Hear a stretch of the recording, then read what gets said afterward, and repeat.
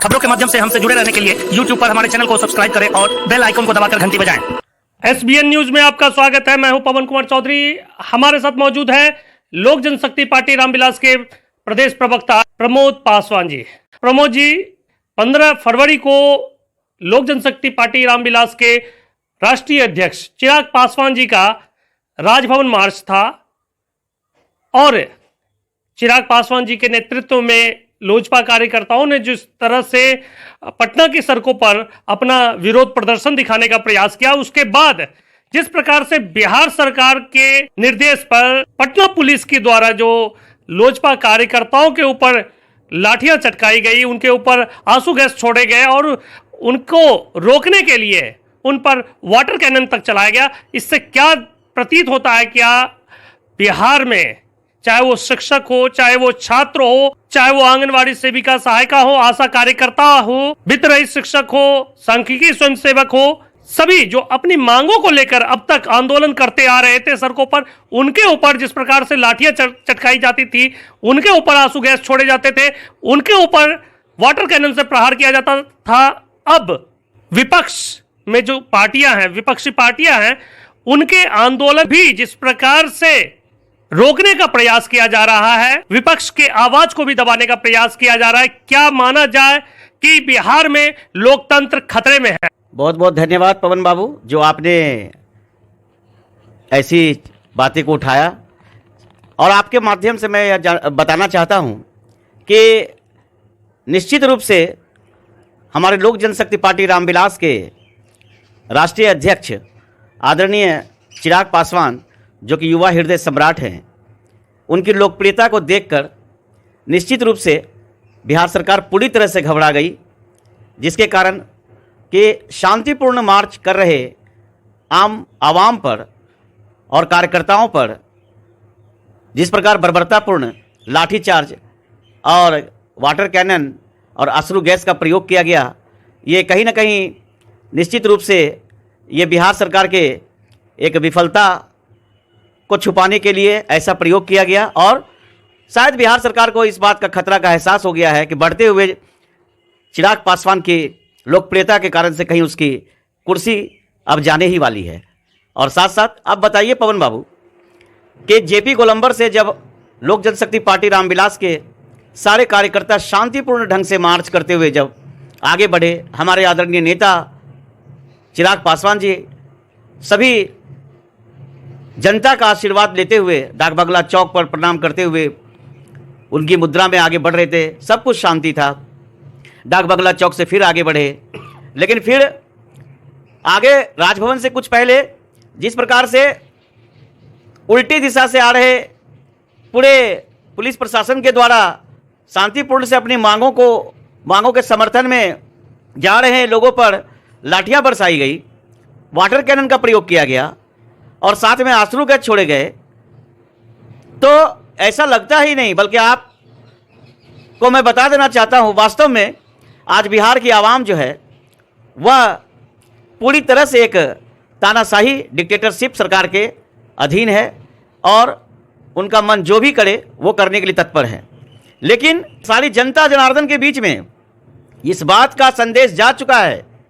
कि इनकी कार्यशैली और इनके द्वारा बिहार में जिस मांग को लेकर के हम लोग उतरे थे, उन मांगों की कमियों के कारण से सारी जनता इनको पहचान चुकी है और आने वाले दिन में इनको मुंहतोड़ जवाब देने का काम करेगी। और साथ साथ आप बताइए कि आवाम को लेकर के हमारे माननीय राष्ट्रीय अध्यक्ष चिराग पासवान जी, वो तो बिहार की अस्मिता और बिहार के विकास, बिहार फर्स्ट, बिहारी फर्स्ट की बात करते हैं। उनका तो एक ही बोल है कि हम बिहार पर नाच करेंगे, हमें यह करके दिखा दो या यह करना चाहिए। लेकिन आप बताइए कि क्या बिहार में अपराध पर, जो कि दिन दहाड़े हत्या, खुद वहाँ स्वर्ण व्यवसायी के यहाँ जो डाका पड़ा, दिन दहाड़े हत्या, दिन दहाड़े अपराध, पूरे सरकारी तंत्र में व्याप्त भ्रष्टाचार, पूरे मासूम बच्चियों के सुरक्षा को सवाल को लेकर के, या किसानों के साथ किसानों की समस्या जो आज खाद की कालाबाजारी है उसको सवाल लेकर के, या छात्रों जो आरआरबी एनटीपीसी के छात्र जो कि केंद्र सरकार से शांतिपूर्वक अपनी मांग कर रहे थे और उनको बिहार के धरती पर जिस प्रकार से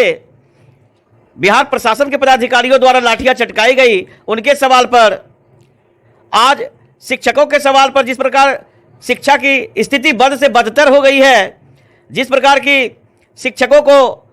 अब नए नए सूची जारी कर अब जो है शराबबंदी के बाद शराबियों को मुंह सूंघने और आंगनबाड़ी की सेविका सहायिका जो कि शिक्षा और स्वास्थ्य का विशेष ध्यान जो कि समाज का एक स्तंभ है, अब उनको तार गाछ गिनने के लिए, नीरा उत्पादन के लिए उसकी सूची का मांग, पढ़ाई छोड़ करके तो लचर पचर शिक्षा व्यवस्था और जो भी स्वास्थ्य समस्याएं हैं उसमें जो भारी गिरावट है, क्या इन सब सवाल जो कि जनता से जुड़ा हुआ है, इन सब सवाल को ले करके अपनी मांग को शांतिपूर्वक मांग करना और राजभवन मार्च करके मेमोरेंडम देना, क्या ये इतना विरोधाभास है कि इसके लिए जनता पर लाठियां चटकाई जाए? क्या ये सही मांग नहीं है? जिस प्रकार से पटना की धरती पर पूरे पटना को पुलिस छावनी में तब्दील कर दिया गया, तो ये इस बात को इंगित करती है कि वो अपने दोष को छिपाने के लिए, अपने कुतंत्र को छिपाने के लिए वो सदैव जो है ऐसा ऐसा हथकंडा अपनाते हैं। और जब जब बिहार के धरती पर पटना में जब जब अपने वाजिब मांगों को लेकर के किसी भी विभाग के या कोई भी जनता सड़कों पर उतरती है, तो ये बिहार सरकार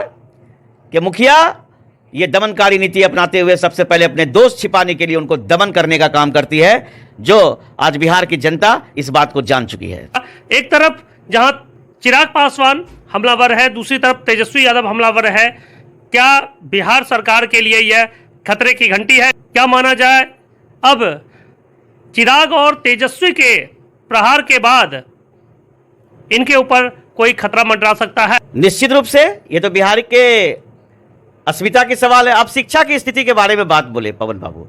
शिक्षा की स्थिति तो इतना बद से बदतर है कि आप कहीं भी चले जाइए, कोई भी स्कूल, आपको उच्चतर माध्यमिक शिक्षा में जब उस शिक्षक के पास जाइएगा तो आपको मालूम चलेगा क्या कि वहां पढ़ाने वाले शिक्षक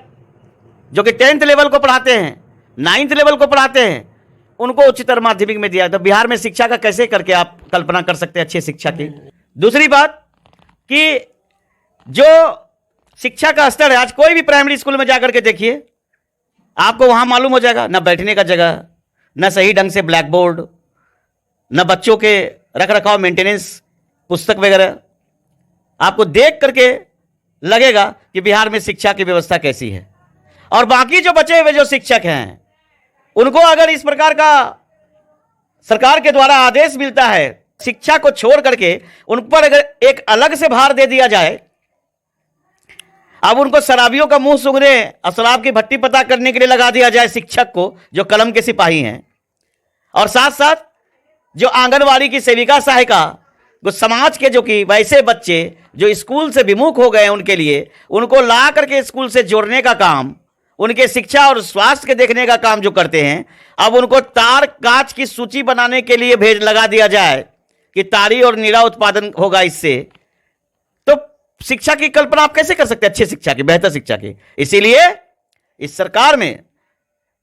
जो शिक्षा का स्तर है वह पूरी तरह से गिर चुका है। और इसी के लिए तो हमारे नेता आदरणीय चिराग पासवान जी ने इस विजन को, शिक्षा के विजन को लेकर के जब सरकार से मांग और आवाज उठाते हैं, तो उन पर और उनके कार्यकर्ताओं पर लाठियां बरसाकर या अश्रु गैस छोड़कर या वाटर कैनन छोड़कर उनको हटाने का काम करते हैं, उनको दबाने का काम करते हैं। लेकिन लोक जनशक्ति पार्टी रामविलास के एक एक बच्चा, एक एक कार्यकर्ता हर लाठी, हर गोली खाने को तैयार है, लेकिन अपने नेता आदरणीय चिराग पासवान जी के हाथों में हाथ डालकर उनके साथ कदम में कदम मिलाकर उनके जो विजन है बिहार फर्स्ट, बिहारी फर्स्ट, उनको दिल में संजोकर वो सदैव आगे बढ़ेंगे, चाहे सरकार कितनी भी लाठियां चटका ले। रोजगार के मुद्दे पर जिस प्रकार से शिक्षक अभ्यर्थी तेजस्वी यादव से मिले और तेजस्वी यादव ने भी अपने आवास पर शिक्षक अभ्यर्थियों से मुलाकात करने के बाद मीडिया में जो बयान जारी किया, नीतीश कुमार पर हमला बोला, चिराग पासवान भी जिस प्रकार से प्रेस कॉन्फ्रेंस कर उनका भी जो मुख्य रूप से मुद्दा रहा, कहीं ना कहीं रोजगार और नियुक्ति को लेकर जो अभ्यर्थी आंदोलनरत थे उनके ऊपर हमला किया गया, कहीं ना कहीं उन्हीं को केंद्रित कर सरकार पर हमला बोले हैं। तो क्या माना जाए, बिहार सरकार रोजगार के मुद्दे पर घिरती नजर आ रही है। बिहार सरकार सभी मुद्दों पर विफल है।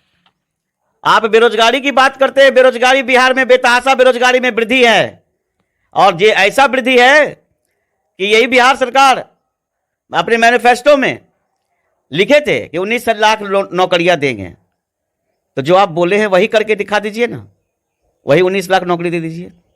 आज जब छात्र केंद्र सरकार के द्वारा प्रायोजित परीक्षा के लिए, केंद्र ग्रुप डी एग्जाम के लिए, आरआरबी एनटीपीसी एग्जाम के लिए जब अपनी मांगों को, जब वो सीबीटी पैटर्न को चेंज करने की बात को लेकर के, अपनी मांगों को लेकर के केंद्र सरकार से गुहार लगाते हैं, तो इसी बिहार की धरती पर बिहार सरकार के प्रशासन के अधिकारी उन पर लाठियां बरसाते हैं। रोजगार की तो बात छोड़ दीजिए, साथ सभी युवाओं को रोजगार मांगने के बदले में लाठियां मिलती है। तो आप समझ लीजिए बेरोजगारी की क्या स्थिति। आज बेरोजगारी की बात, अगर बिहार सरकार के अंदर में जितने सारे विभाग हैं, उन विभागों को पवन जी ठीक ढंग से सर्वे करा लिया जाए, और उन विभागों में सर्वे करा करके और उनमें जितने भी रिक्त पद है यदि उन पर उनको समाहित किया जाए तो बेरोजगारी का प्रतिशत जरूर घटेगा। लेकिन ऐसा नहीं है। इसके बदले में और बेरोजगार छात्रों को, युवाओं को, जो कि श्रम बल है, युवा एक श्रम शक्ति के रूप में जाना जाता है, जिससे देश का कंधा मजबूत होता है, और वैसे हमारे बिहार के युवाओं को यदि मनोबल बढ़ाने की जगह पर लाठियों के द्वारा अगर उनका मनोबल तोड़ने का काम यह बिहार सरकार कर रही है, तो युवा भी पूरी तरह से आने वाले दिनों में इनको सबक सिखाने का काम जरूर करेगी। बिहार सरकार के खिलाफ जिस प्रकार से चिराग पासवान ने दो हाथ करने की ठानी है, तो आगे की रणनीति क्या होगी? क्या चिराग पासवान आगे और उग्र प्रदर्शन के लिए तैयार होंगे? जिस प्रकार हमारे आदरणीय नेता लोक जनशक्ति पार्टी रामविलास के राष्ट्रीय अध्यक्ष चिराग पासवान जी के नेतृत्व में बिहार में बढ़ते अपराध, भ्रष्टाचार, महिलाओं की सुरक्षा, बेतहाशा बेरोजगारी में वृद्धि, किसानों की समस्या, युवाओं को जो लाठी और डंडे से चुप कराने का कारनामा, इन सारे सवालों को लेकर के हमारे नेता आदरणीय चिराग पासवान ने जिस प्रकार से शांतिपूर्ण तरीके से जेपी गोलंबर से राजभवन तक का मार्च किए, और जिसके पीछे एक लंबा कारवां जो कि पूरा पटना लोचपामय हो गया था, वह कारवां लेके चले, जिसके कारण बिहार सरकार को लगा, ऐसा खतरा मंडराने लगा कि अब उसकी कुर्सी जाने वाली है। तो इस लेकर के जो कल उन्होंने बर्बरतापूर्ण कार्यकर्ताओं पर शांतिपूर्ण मार्च कर रहे हमारे लोक जनशक्ति पार्टी रामविलास के कार्यकर्ताओं पर जिस प्रकार से लाठियां भांजी गई, जिस प्रकार से वाटर कैनन का प्रयोग किया गया, जिस प्रकार से अश्रु गैस का प्रयोग किया गया, जिस प्रकार से हमारे नेता को गिरफ्तार किया गया, सचिवालय थाना लाया गया, जिस प्रकार से यह जो काम हुआ है, यह काम पूरे बिहार की जनता ने बल्कि पूरा देश ने देखा। और हमारे नेता आदरणीय चिराग पासवान जी, हमारे लोजपा सुप्रीमो, जो कि बिहार ही नहीं बल्कि पूरे देश ही नहीं बल्कि विश्व में जो शेर की तरह दहाड़ते थे, स्वर्गीय रामविलास पासवान उनके बेटे हैं। और शेर कभी जब आगे बढ़ जाता है तो पीछे नहीं घूमता है। उसी प्रकार से कल की घटना के बाद यह जो है एक बुनियादी तौर पर लोक जनशक्ति पार्टी रामविलास के द्वारा एक बिहार सरकार के इस विरोध और बिहार सरकार के इस कुशासन पर एक कील गाड़ा गया है, और आने वाले दिन में शीर्षस्थ स्तर पर पूरे बिहार में इसका आंदोलन चलाया जाएगा। और जब तक कि अब बिहार सरकार अपनी कुर्सी नहीं छोड़ते हैं, तब तक इस आंदोलन को तेज कर लोगों को जन जन तक जाकर जागृत कर और इस पर काम किया जाएगा। यह हमारे शीर्षस्थ नेतृत्व में यह फैसला लिया जाएगा, जो कि आपको बाद में मीडिया के द्वारा मालूम हो जाएगा। बहुत बहुत धन्यवाद प्रमोद जी। जिस प्रकार से लोजपा के कार्यकर्ताओं पर, जो चिराग पासवान के नेतृत्व में लोजपा रामविलास के कार्यकर्ता राजभवन मार्च में शामिल हुए थे, पैदल मार्च करते हुए राजभवन की ओर बढ़ रहे थे, उनके ऊपर पटना पुलिस के द्वारा जिस प्रकार से लाठियां चटकाई गई, आश्रू गैस छोड़े गए, वाटर कैनन का प्रयोग किया गया लोजपा के द्वारा, इस घटना को कहीं ना कहीं बिहार सरकार की बर्बरतापूर्ण कार्रवाई करार दिया गया है और इसकी घोर निंदा की गई है। वहीं लोजपा प्रवक्ता ने चिराग पासवान के राजभवन मार्च को उनके आंदोलन की एक झांकी करार दिया है और डंके की चोट पर कहा है कि आने वाले दिनों में लोक जनशक्ति पार्टी रामविलास के राष्ट्रीय अध्यक्ष चिराग पासवान के नेतृत्व में एक विशाल आंदोलन किया जा सकता है। हम आगे भी इसी प्रकार से नए सवालों के साथ आपसे जुड़े रहेंगे। चैनल को सब्सक्राइब करें, वीडियो को लाइक करें, अधिक से अधिक शेयर करें।